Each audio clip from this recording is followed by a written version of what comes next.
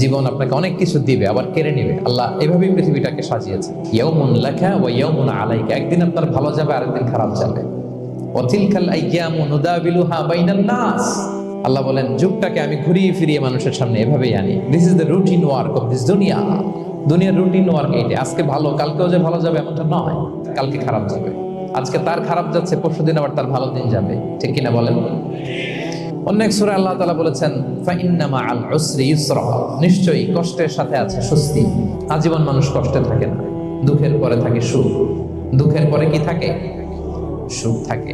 এজন্য উদ্বিগ্ন হওয়া যাবে না। বিষ্ণু ইসলামের জীবনী থেকে আমরা এটাই শিখি, উদ্বিগ্ন হওয়া যাবে না। তিনি বলতেন ওয়া আলাম আন্নামা আসাবাকা লাম ইয়াকুন লিয়ুখতিআক ওয়া মা আখতাআকা লাম ইয়াকুন লিয়ুসিবাক রুফিআতিল আকলাম ওয়া জাফফাতিস সুহুফ। ওনার কাজিন আব্দুল্লাহকে ডেকে বললেন, আব্দুল্লাহ, যেটা তুমি পাওয়ার সেটা তুমিই পাবা, কোনোদিন মিস হবে না। এটা তোমার, যেটা তোমার